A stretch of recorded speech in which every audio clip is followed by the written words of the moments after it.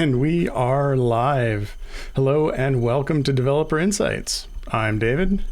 And I'm Justin. Together we are the leads on game development and design here at Codename.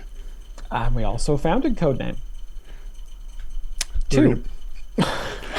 Every time. We'll be your host for this episode and for every episode. Because when we're not here, the show doesn't happen. Yeah, we'll have to change the line if we change that. Yes. Anyway, today is our 69th episode. Well, that's exciting. It is, but there's actually another reason why today is especially exciting. I think you mean especially cold. It's the big question on everyone's lips. On their chapped lips? Do you think Phil will come out and see his shadow? Punxsutawney Phil? That's right, woodchuck chuckers. It's Groundhog Day. Well, we'd better get up and check that hog. Actually, I think they already did. And did it predict an early spring? Well, here's the problem with groundhogs. They are struggling to form a consensus. The one here in BC predicted an early spring. The one on the other side of the country in Nova Scotia said 6 more weeks of winter. And in Quebec, little Fred Lamarmot, well, what did he predict? Nothing. They found him dead in his burrow. Oh, I see. Yeah. Well, what do you predict? I'm thinking March 20th-ish. Yeah, that sounds about right. Yeah. Chat says that turned dark. It did, but it's real. It's true. It's real. Read the news. Yeah. Anyway, as always, we are here to answer development and design questions about Idle Champions. But if you don't ask any questions, you may have to suffer through Justin's one-man reenactment of Groundhog Day, the 1993 Bill Murray classic. Yes, and it struck me as I was writing this that we may have a lot of people who weren't even born when this movie came out and maybe have never seen it, and that makes me kind of sad. Anyway, you've already had a preview of it in the previous segment. It's exactly that, except I'm going to be reading Dave's lines as well. Let's just hope we get some questions. As always, let's hope. Okay. Also, as always, we have pulled forward some questions from the previous show that we did not get to, and we will answer some of those while waiting for new questions to come in. But before we get to those, we do have a few updates flagged on items that were tagged to get looked at by the dev team.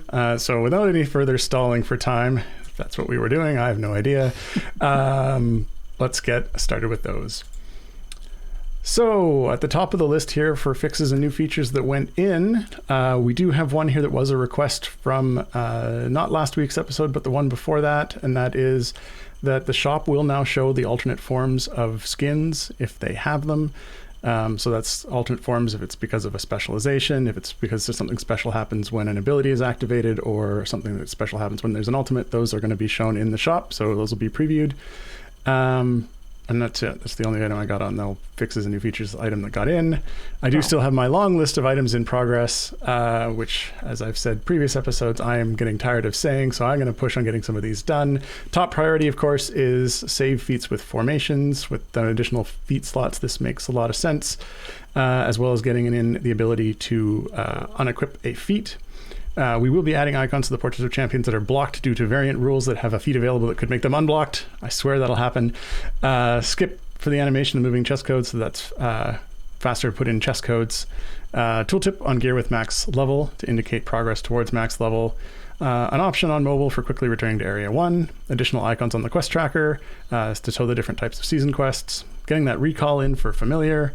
An indication on the unread changelog count. Adding an option to buy more than one patron chest at a time. That strikes me as something that should be fairly straightforward. And adjusting the sorting of the campaign list on the Modron automation screen, because it is currently in, I think it's in like database order or something there too.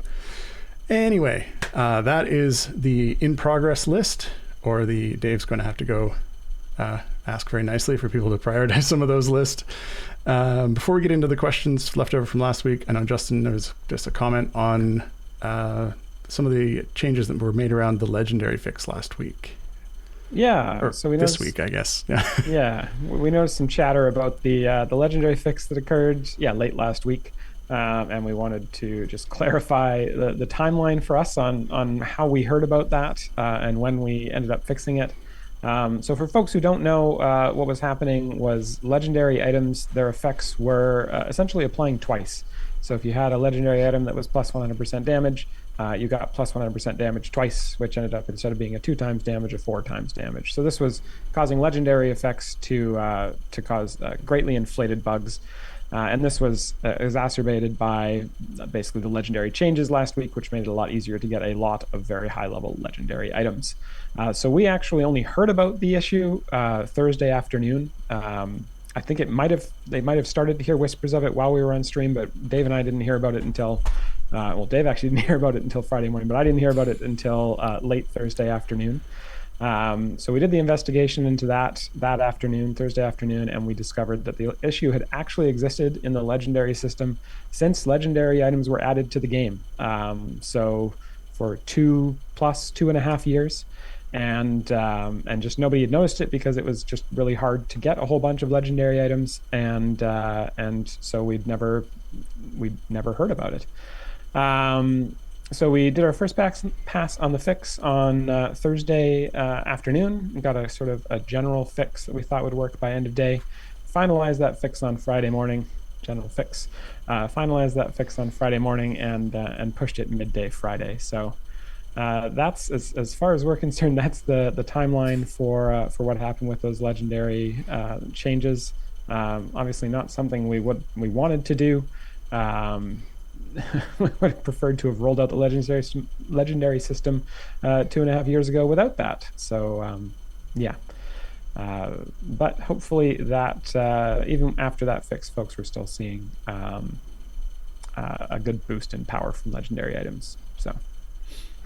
Okay. Yeah. Let's get on to the questions from the previous show. Although I'm getting a note here from Sean saying that my fan is my. Can you hear that on your end, Justin? I cannot hear a loud computer fan on my side. Well, this thing is rattling. I'm just going to hit this. Just don't mind this. Okay. No. Okay. I don't know if that's helping. All right. Well, I think really I got need it. To replace that fan on that computer. It actually did stop. So. Cool. There you go. And we didn't take the stream down either. That struck me not maybe the system to be hitting. Anyway, let's move into the questions. Okay, yeah, we actually got a bunch of questions from last week because we had a whole bunch of questions last week. So the first question from last week's episode here is from Johnaz, who asked, can we have a monster indicator on screen to show how many monsters are on screen currently? Yeah, that's actually not a bad question or not a bad idea. I know it's definitely come up before. There's no reason we couldn't have an indication of how many monsters were on screen. My sort of question would be where to put it, that it was not necessarily, we're always pretty tight down on the bottom bar there, but it's something we could think about. It's a tough thing to take up space for too, because like most of the time it's just going to flicker between 0 and 1. Maybe 0 and 3 if like your main DPS takes a couple of seconds to smack the monster. 0 and 4, I guess. But yeah, it certainly seems like it's something that might be worthwhile. Yeah. In certain situations. Yeah, I think we just have to find a nice spot to put it that wasn't taking up too much space, but was also obvious what it was. Mm-hmm. Okay. Next question here is from Serum9, who says, you have a gem in the middle of the gear card denoting the level / color of the card, I guess the rarity of the card. Yep. Is it possible to turn it black when we max out the level of that gear card? Yeah, so this is a question around sort of one of the items, of course, that's on the in progress list. And that is the... Anyway, and that is that we do want to get something on the gear that indicates that it's at max level. I'm not sure that sort of blacking out the gem in the middle would be my first go-to for that particular indication. Probably I'd put something else on the card, like a little progress bar, perhaps on the top right. Kind of feels like the place for that. But we definitely want to get something on there that does show the max level, or show that it is maxed level. That's been a long-running item to have someone take a look at. So I wouldn't go for blacking out the gear, but I do want to get something on there sooner rather than later. Cool. Next question is from Emote, and they ask or say more of a comment. 7-day potions consistently don't last the full 7 days, and it's only gotten worse since offline V2. Are they on the list for things to change? Yeah, so when I saw this I guess. question, this was something that I wasn't aware of. I'm going to highlight this and have that taken a look at. Yeah, I'm not sure to what degree that's been a problem. And so, yeah, I'll have that taken a look at. Cool. Next one here, also for Dave. Bunch for you in a row. From Conspicuous Compiler. Interesting name. They asked, I've noticed that with time-gate adventures that require champions, most of the time starting the adventure will not yoink the required champion, yoink, if they are already in a different adventuring party. Is this an intended feature or a weird edge case?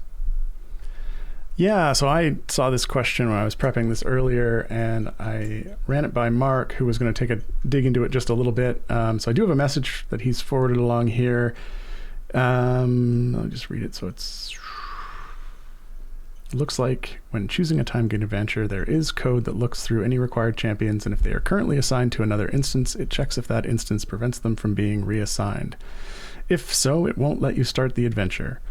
So they are legitimately seeing a time gate adventure start without that champion. I'm guessing something fails in recalling that champion from another instance when the time gate one starts.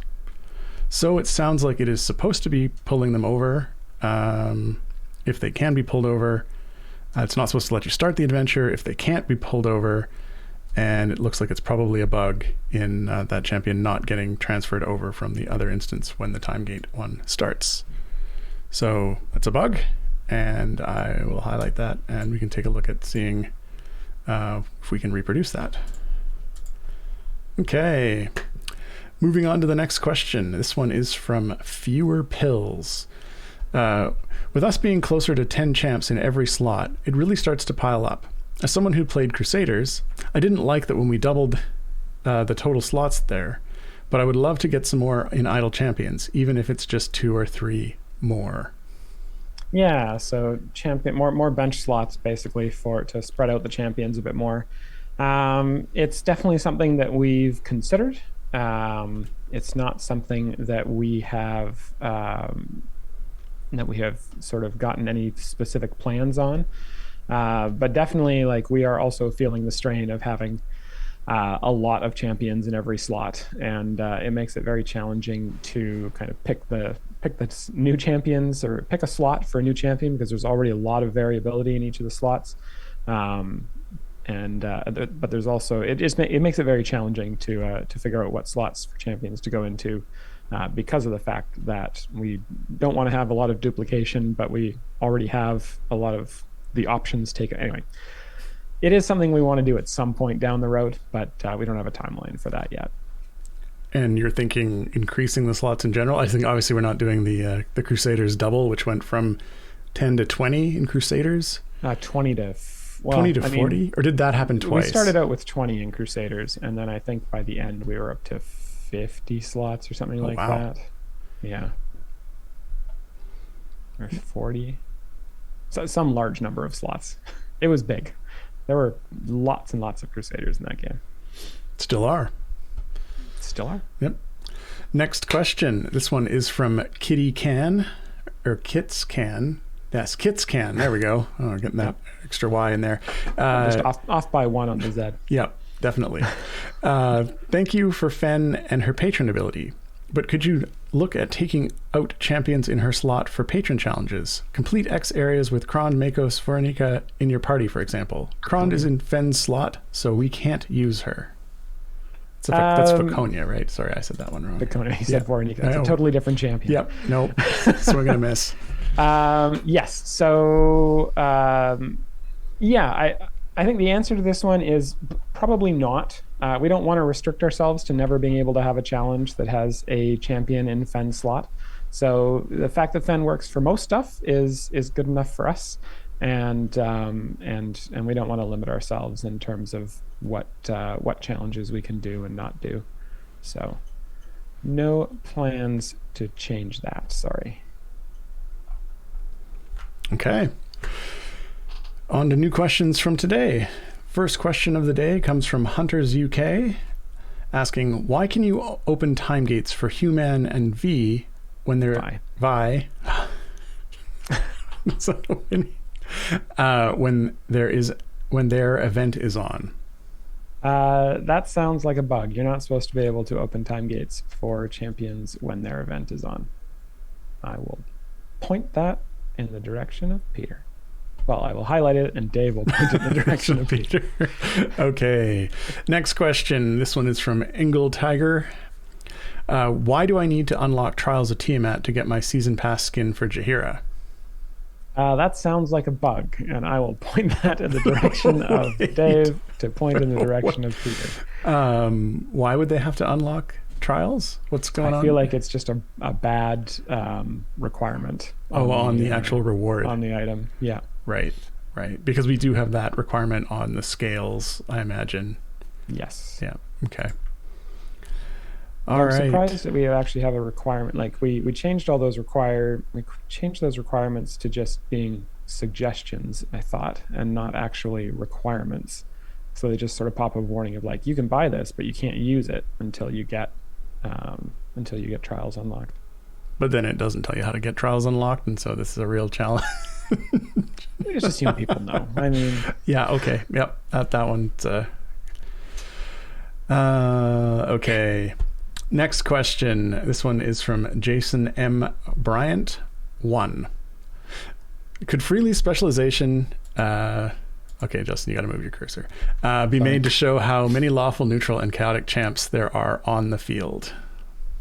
Yeah, this is one that we see request for pretty often. And I think we've talked about kind of how we want to go through and look at all the champions and see which ones need to have those little specialization hints added. And I think that freely is one that we hear pretty often, so it's one that we should take a look at. Okay. Let's see. So the next question is from Garwar, who asks, can you make it so Nahara/Mahen can use their specializations to pull champions into the party in the background? Because currently it doesn't trigger correctly. The spec gets chosen and the champions get leveled by familiars, but they don't get pulled into the formation. Interesting. Huh. I mean, that definitely sounds like a bug.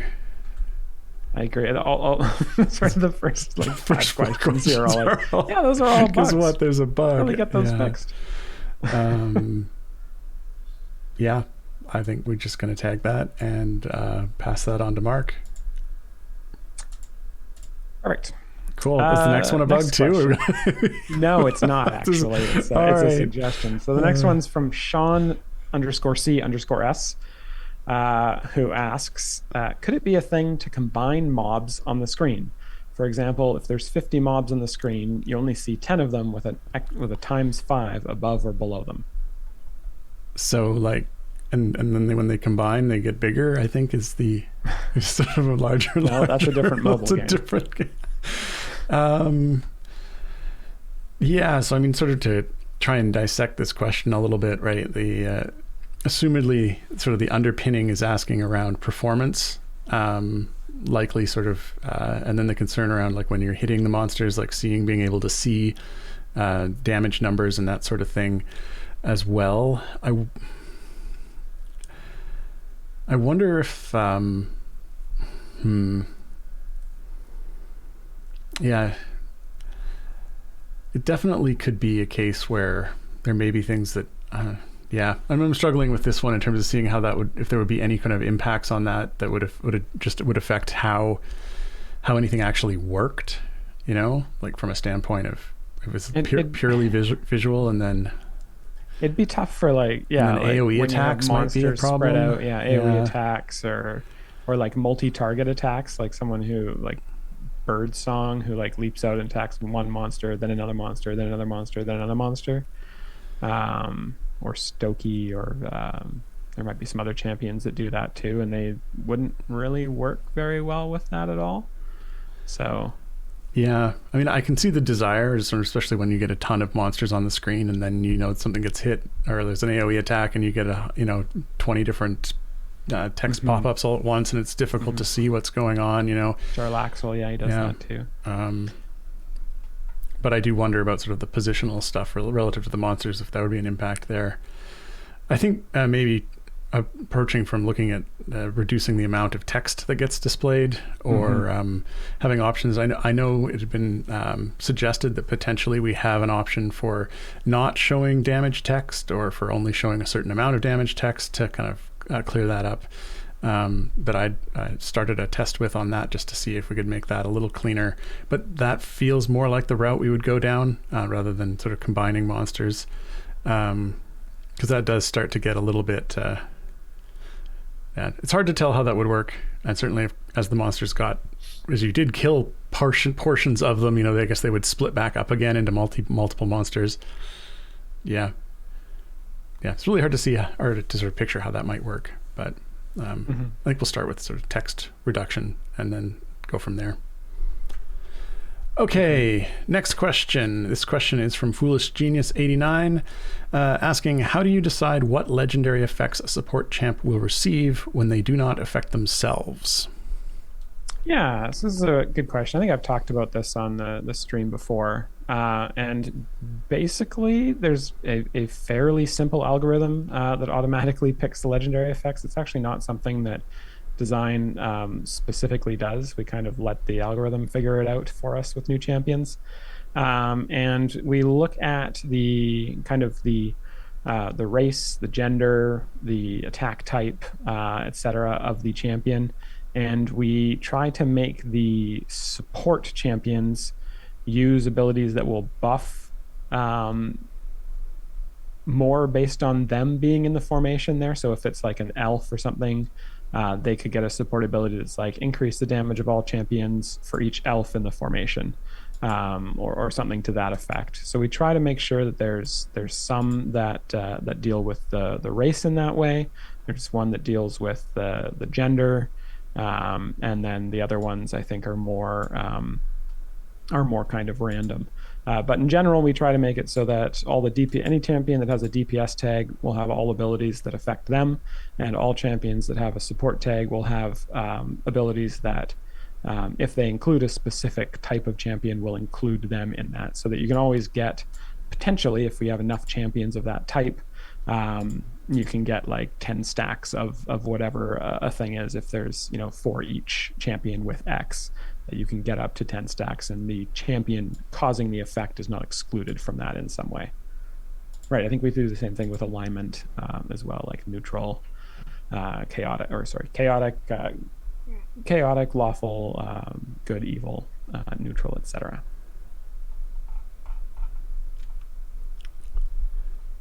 Okay.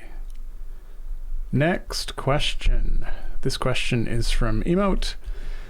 Given that legendary forge costs are far less variable now, would it make sense for legendary dismantle events to turn applied legendaries into scales of Tiamat and do away with the legendary potions altogether? This would make the system much more flexible for players, as they could choose to forge replacements or upgrade/reforge others. It would probably require favor costs on upgrading to be removed first too, I guess. Yeah, it's an interesting thought experiment just to figure out if it would make sense to do any changes to legendary dismantle. Possibly. But it's not something we've really thought about at this point. We've kind of moved our focus to other things for the moment. But we'll probably come back to legendary stuff at some point, and this is good food for thought for that. But no plans to do it right now. There's a question here from Question Colon, who says, Question Colon, are 2023 hidden codes in the works? Who did the hidden codes last time? I think Dylan's been doing the hidden codes. Yeah, those codes are hidden even from us. Sean says yes. So apparently. Were we supposed to spoil that? I don't know. Yes. Or yes, it's been Dylan. Or maybe it's yes, it's been Dylan. Maybe there's no... we don't know. I'm being told it's a team effort. So yes, but no, says Mars. Oh, so yes, but no promises. Okay. I can We'll read go the with text when that. it goes on to another line. That sounds like a maybe to me. All right. Moving on then from that to the next question, which is also from Foolish Genius 89. Why does Averin's neutral count include himself when he can never mirror himself? It is a misleading number. We've been misleading people. Yeah, it's probably because it was just put in a very lazy way of just counting the number of neutral champions in the formation, and it just needs to be the neutral champions in the formation -1. So I will pass that on to other folks. Okay. Next question from Randram. Any chance for the Reforged timer to come back? I'm assuming this question is because we probably only had the timer on crafting and not on reforging. So that's probably something we should look at making sure is on the Reforge dialogue, since it probably isn't there anymore. So yes, there is a chance for that to happen. I will highlight that to give to Dave, to give to Peter. All right, we got a lot of highlighted things today. We're not even half done. Okay. Next question. Oh, unless we want to start with your favorite part of the show. Oh, let's see. It says it's good to go for 2:30, and it's 2:20. All right, so let's do one more question. Yeah, one more question. This question is from Emote. You have some daily seasonal quests like complete an adventure that seem to be intended to encourage progression, but it seems to be having the opposite effect. People are deliberately not doing variants just so they can save some they know they can complete for seasonal quests. Otherwise, they'd only be left with ones they can't complete, and the quests would be wasted. I'm guessing that this was not your intention. Yeah. So the way that these particular ones work, these progression encouraging ones work, is that they will not be offered to you if you don't have kind of enough available adventures or variants to do. So if you have completed everything, you simply won't get that season quest anymore. So there's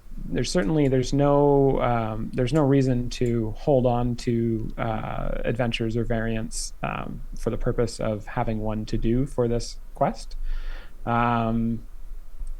It's definitely, I can see why it could potentially have the opposite effect, and I know we definitely we removed one that was in season 1, I think, around blessings, so that people wouldn't have issues. We also had issues with that one showing up at times when it wasn't supposed to.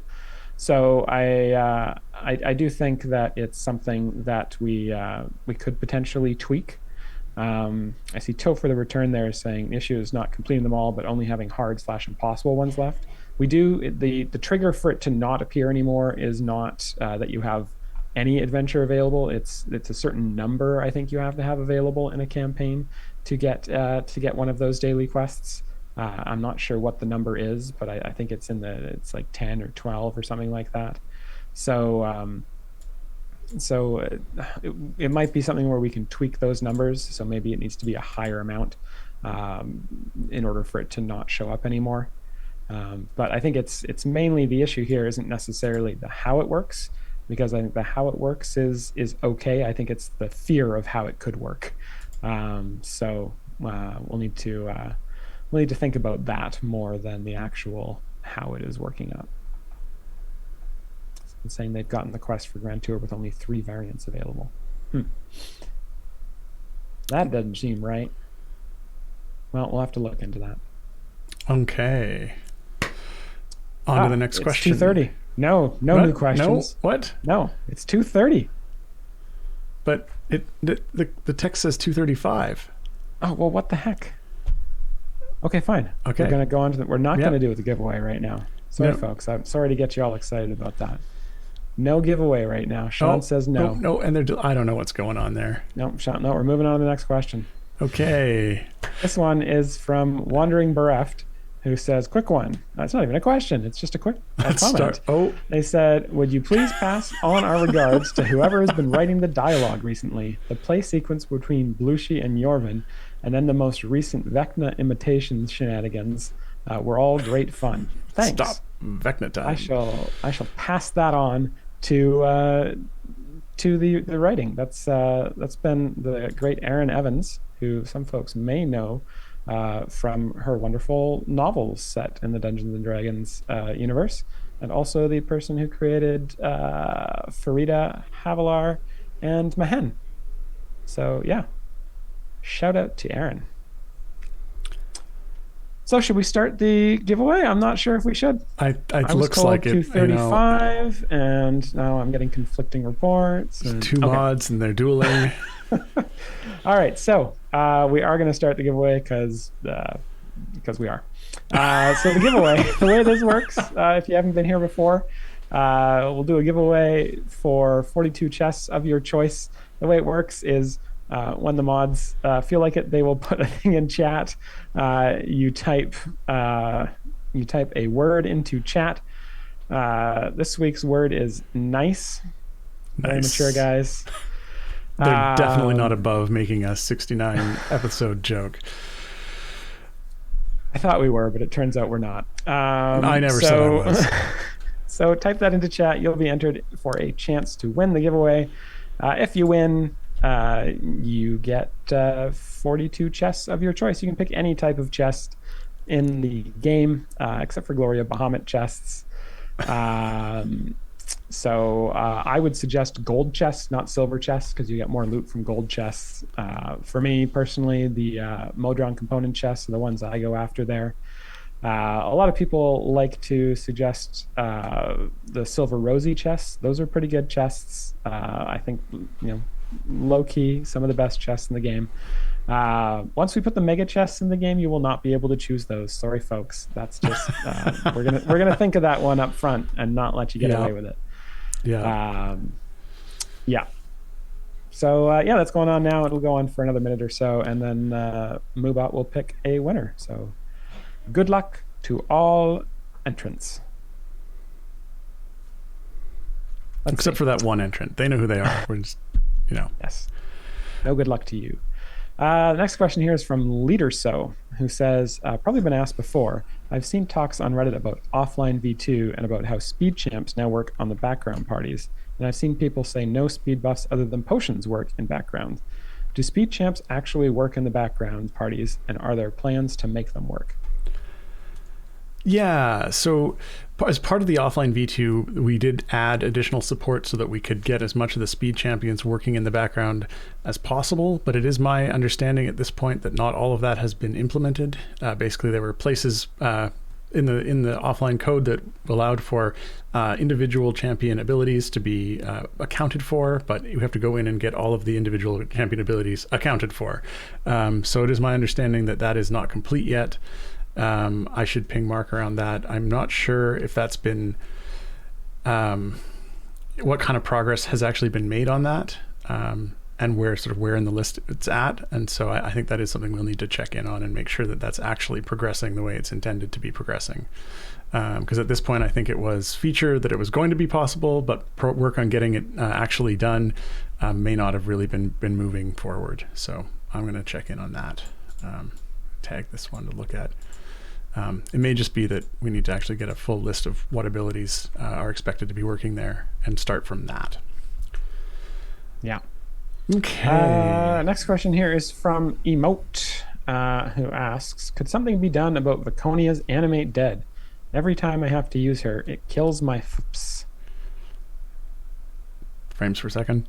Your FPS? Correct. I don't think that's an acronym. Just we don't pronounce it as. Of course you do. Okay. Yeah, it's a good question. I wasn't aware there was a performance issue on that, but I will take that and pass it along to Jarrett, who put that ability together. I'm sure he will jump on getting that performing a little bit better. I'm sure it's actually because of it does like some transparency stuff. And I think in order to do that, it needs to like flatten the creature, and maybe it doesn't do that very efficiently. All right. I'm sure we can make some improvements on that. Yeah. All right.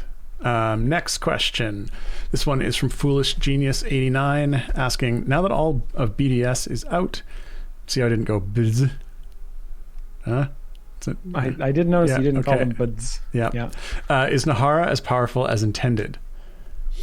So I think that the thing with Nahara is we kind of initially we intended her to be a pretty decent DPS. And then after we released her and we gave her that ability that allows you to pull the other Black Dice Society champions into Strahd patron adventures, she kind of found a different niche. And so I think that our feeling, design's feeling at least on Nahara, is that she's found her own niche and it's a nice little place. If we get around to doing a Black Dice Society season, we'll probably look at her. But we're actually fairly happy with the niche that she's carved out for herself, and yeah. So we're looking at sort of with design. We always want champions to have kind of a bit of a niche, a thing they can do that other champions don't do.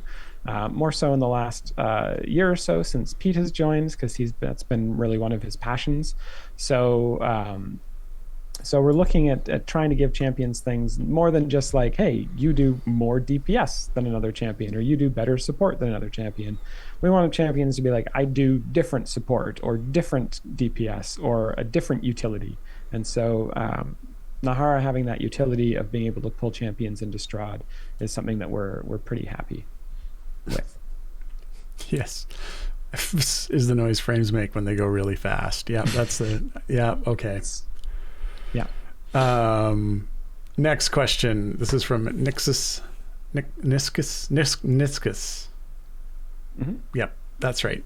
Are the mega chests and ultra chests coming to Idle Champions before the end of February? Probably not. How many days are there in February? Not that many this year, right? 28. Just 28. Sometimes if there was 29 days, maybe. No. I don't think so. We got a bunch of other things on our plate. I think it's something that we've definitely heard that the community is looking for.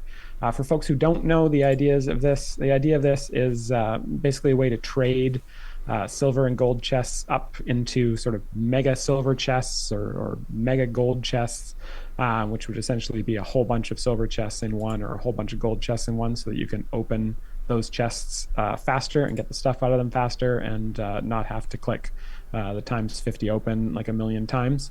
So there's something that really end game players have been looking for a bit, and there's something that we think are probably going to come at some point, but I don't think before the end of February. Yeah, mega chest. It's one of those chests that like eats the other chests until it's a really, really big chest. You're thinking of a mimic chest. I mean, I don't know what I'm thinking. I'm picturing, I suppose. But then when you kill it, you get all the items that were in the other chests, right? Mm-hmm. Okay, cool.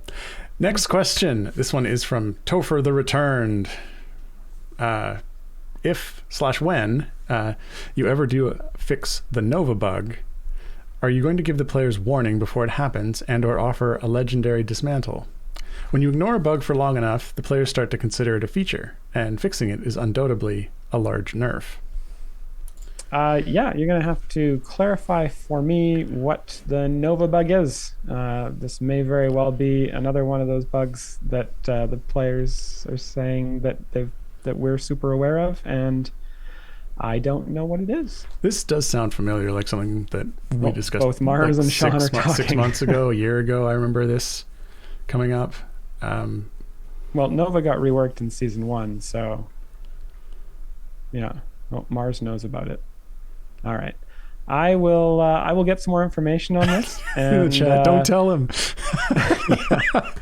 And we'll see about that, because this is certainly the first I've heard of. Of this. There's no Nova bug in Bossing Say. It's true. Okay. Yes, our moderators are furiously chatting or typing into the document. Very distracting. Okay, we're good. Thanks, guys. Okay. Let's go on to the next question. Yes. Now, I highlighted this question mainly because of the first line. But anyway, this is from Runs with Bullcrit, which asks, now that we each pay in blood to join the trials, the blood is starting to add up. Any plans on turning it into a special currency to use our excess on? Oh, hashtag no context. To pay in Yeah, blood, Justin. Pay in no blood. plans, no plans right now to make any changes to the trial stuff, but definitely it's something that we were aware would likely happen once we did the sort of the trial costs changes, and it's something that we want to look at. I think, yeah, as Emote and Lever One are saying there, it actually varies based on sort of what tier you're playing.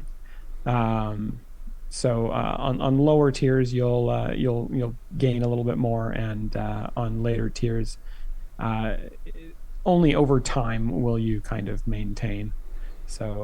Yeah, it's definitely something that we're aware of there are issues with, and it could be something that or it will be something that we will need to address in the future. Yeah, it looks like some people in the chat though are saying they're running out. So Yeah, at the top tiers, if you don't get lucky in your chests, it's certainly possible to go down, because the sort of the balancing on that is so heavily around getting lucky and getting the epic blood vials, which drop a whole bunch more blood than the certainly the common ones and the uncommon ones, which are more common in the chests. you can have a blood bank and pray to a blood deity. Okay. All right. Have yourself a blood light. Oh God. Okay. Next question. This one is from Cassius335. Remind me, does favored foe work in offline / in background? If it doesn't, please? So I'm pretty sure at least some of this stuff would. There are likely exceptions. The thing about background progress is in order to do it efficiently, we don't necessarily do absolutely all of the calculations.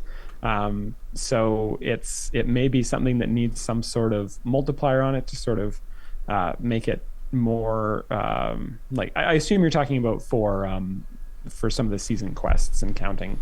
Definitely favored foe stuff, like the effects of favored foe would work in the background parties. Like enemies would take more damage if they were a favored foe, and things like Imoen's buff would trigger if you had favored foes in the area that it was processing. But for counting quests, for example, like kill 500 favored foes, or say 75,000 favored foes, or something like that, that would potentially not fully count unless it was expressly kind of done. So there may be some issues in there where some of that stuff wasn't expressly done, and it's something that we could potentially look at, especially with the fact that we're in a favored foe season. I can try and highlight that one and see if we can prioritize looking into that before the end of the season. Yeah. I mean, definitely, because the offline progress works by jumping forward, checking if you can defeat monsters in that area, then jumping forward, checking to see that not all the monsters that would have counted end up counted for the in-between areas. And it particularly wreaks havoc with abilities that need to have killed a set number of monsters before they proc. So it does sound though that the favored foe one should just, the ones that do just like sort of straight up apply additional damage bonuses should just work out of the box. Yeah, that should work. Yeah. Let's see here. Next question is from is this a question? Fido79. This is a great statement, question. I think. No, it's a question. It says question. This is a tribute to the greatest question in the world. So they say, I had a great question that I asked Mars yesterday. He said it was a really, really great question, but he did not know that it was something to ask the devs about. Sadly, I don't remember the question since I was at work. Great question. If you think of that question, I hear it's a really, really great question. The greatest question. Mars possibly. might know.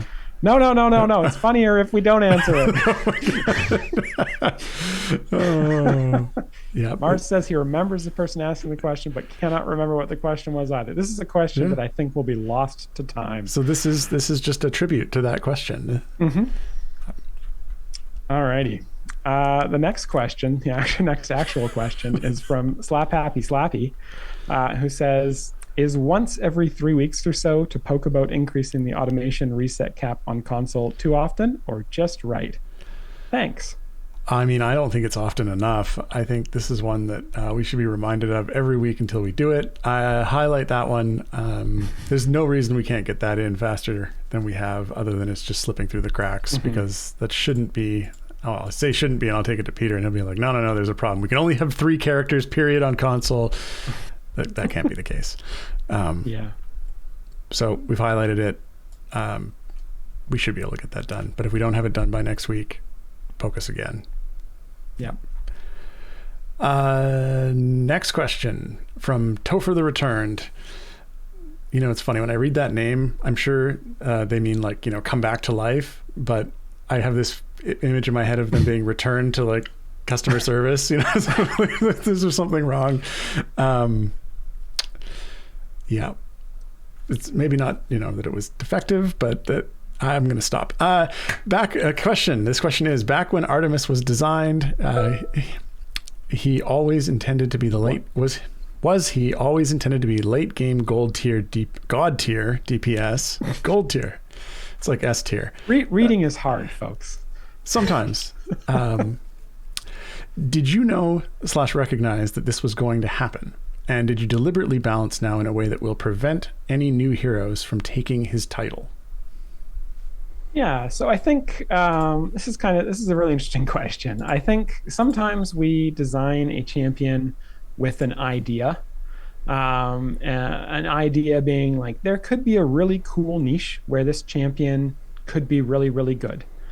And I think Artemis was one of those champions. He was designed with the idea, like, if you can get the right party of champions, and that being mainly champions that have kind of a DPS / support role that buff themselves and others, then he could be really, really good. I think when we released him, he wasn't all that great. I think we had maybe like Catti and like Makos and maybe Tyrell as kind of options that were DPS support. And so, you know, people, they played around with him, and he was decent, not great. I think fast forward 3 years, and he's got a lot more options to pull from in terms of DPS support champions and champions that are really, really good with him. The other kind of big change that happened with Artemis between when we launched and now is that players are kind of able to get thousands and thousands of item levels. So specifically on his item that buffs his support or his support stealing ability, we probably didn't necessarily balance it around there being bazillions and bazillions of item levels on that dagger. So I think that he was definitely designed with the intention that down the road, he would be able to be really, really good if players were able to find the right champions and get the right equipment and all that stuff. I think the challenge is, I think maybe he's gone too far. With that said, I think he does take a lot of work, and he is a very interesting puzzle to solve to get him to work. So I'm not in a huge rush to nerf him. I think there are also other champions that are fairly competitive as well. So yeah, I think it's yes, I would say to a point he was definitely intended to be a late game DPS. I don't know about late game god tier DPS. I don't want to necessarily comment on the different tiers of DPS, but definitely he was intended to be a late game sort of niche DPS. Onyx Squared says, I think you will nerf him one day after I get him to a powerful state. All right, just let me know when you get him to a powerful state, Onyx Squared, and you got it. Oh, dear. Yeah. Everyone else, try to convince Onyx Squared not to buff their Artemis. Okay. Next question here is from Lightspeed, who asks, why are there colors for Modron components? Really, the main thing is the percentages. Maybe have white equal 5%, green equal 10%, etc., etc. I assume they're asking about generally just like the rarity colors that we typically use, and really they just depict sort of what the rarity of the pieces. Sorry, I was looking for I was looking for another word that they occur when coming out of the Modron chests. So sort of the frequency at which you're likely to get a piece like that. Yeah, that is literally what the rarity denotes. Yeah, all components of the same rarity have the same chance to drop from chests, from Modron component chests. So it's not just the power that they provide, but the chance that they occur when getting them out of the chest. So the frequency. Yep. Yeah, and the power is generally more tied to how difficult the piece is to use effectively than the actual just base percentage amount. Also, there are more than just 4 different percentages, so we would run out of colors very quickly. Okay. Here's another question. This has been a theme for today. And I'm grabbing this before you give it to me. This is from Genge Gnome. Speed seemed to have been bugged in idle mode. I have a crew with all speed champions, and they at times will only go 0 to 3 zones in hours. My non-speed teams with a single speed champ will progress normally. Any idea if this is a known bug with idling components for offline or non-focused parties and for multiple speed effects? Yeah, I assume this is the same thing we kind of touched on earlier, where speed effects don't necessarily all function properly in background and offline progress. 0 to 3 zones in hours sounds like potentially a different bug. That sounds like something is causing auto progress to turn off, and not necessarily a specific thing with speed champions. If you're legitimately seeing you like not progress in hours of offline progress or hours of backline progress, please open a ticket, and we will look at your specific formation and see if we can figure out what is going on there. But if you're seeing sort of speed formations go at kind of a normal-ish speed in the background and not a sped up speed, that is likely because of what we were talking about earlier, where a lot of the speed effects just don't get taken into account in background and offline progress. Hopefully yet. Hopefully they will at some point. Right. That is my desire. Okay, next question. This one is from Question Colon. Can we get Blueshy's boss stacks to show before she dies? Yeah, I think we've touched on this in a previous episode. This is definitely something that we should look into doing. I assume that the reason this doesn't happen right now is because the boss stacks are probably stored in an effect that is only enabled when Blueshy is dead, and so there may not be an easy way for the display system to actually get those numbers unless Blueshy is dead, because the effect is probably not active on Blueshy when they're not dead. But it's something that I can highlight yellow to give to Dave, to give to yellow, to give to Peter, to give to Jarrett, to tell me why it can't be done easily, and then I can come back to you next week and tell you why it can't be done easily.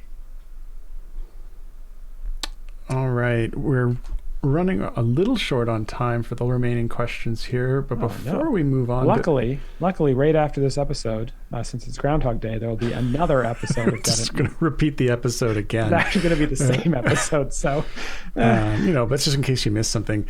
I do see down here that question, that really great question, the one that was just a tribute to the question, is remembered. There's a remembering of the question.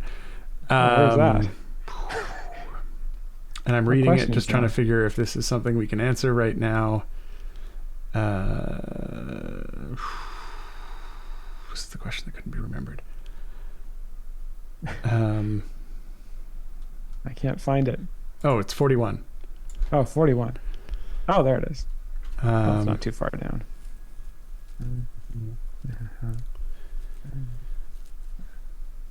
Yeah.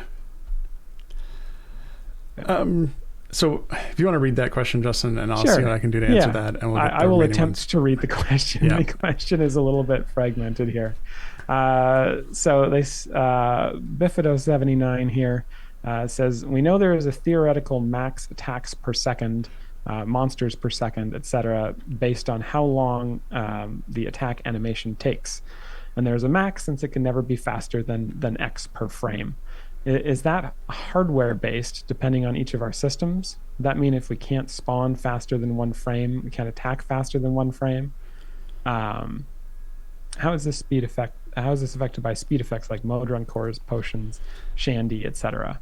1 frame at 10 times speed is one frame at 10 times speed worth 10 frames of progress, I guess is what they're asking? Or are there frame dependent things in the game? Yes. So I believe, and I don't have the exact details on this, I know that there are cases where there are certain things that are set up such that they happen on a timer or on a frame, and the minimum amount of time that it can take is one frame, because it on the next update cycle is when that particular event fires off. And what that means is that in certain cases there are some slight differences that are going to be hardware dependent, meaning that if you are able to run the game at 120 frames per second, then your minimum amount of time for that is going to be 1/120th of a second, versus if you can only run it at 30 frames a second, then it'd be 1/30th. But I think the actual sort of overall impact that that's likely to have is pretty minimal, because you're not going to find that, especially with all of the speed stuff enabled, that you're going to be able to run it at that frame rate unless you've got some kind of a supercomputer, because a lot of that stuff ends up being CPU bound. Not like, it's not a graphical problem, it's a how many calculations are actually being done, so like CPU wise. So I do know there are cases where there's going to be a minimum amount of time, but the degree to which there's an impact on that should be fairly minimal, unless you're running at like 3 frames a second, in which case that would add up over the course of a period of time. But the exact details of where that impacts things, I don't have off the top of my head. Okay. Okay. Is that? Yeah. I think we're out of time. Yeah. Apologies to Matt Damon. We didn't have time for your visit. Oh, that's an old Jimmy Kimmel joke. Is it Jimmy Kimmel or is it the other Jimmy? It's some talk show thing. You got me. I was actually going to apologize to Topher the Returned, who had the next question, but we skipped down to that one from Bifido because we were able to find it. Well, Bifido did kind of reserve their place in line with the question earlier. We'll get to you next week. It is Kimmel. Okay, thank you. I'm not going crazy. Apologies to Matt Damon. Yeah, it's hilarious. Go YouTube it. It's really funny. Anyway, if we didn't get to your question this week, don't worry. You'll have another opportunity. We will be live again next week, as far as I know. Before we sign off, though, we'd like to thank our tireless mods. This week it was Sean and Mars. They're the two folks who copy your questions into our questions doc and generally make things awesome. So thanks to both of you. And of course, thanks to all of you for hanging out, watching the stream, asking such great questions, and for enjoying the game. Without you, no one here would get to do what we do. And we like what we do. All right. Enjoy the rest of your afternoon, everyone. Bye. Do you have a joke prepared? I don't get why Marvel doesn't use the Hulk to advertise more. He's basically one big banner. Oh.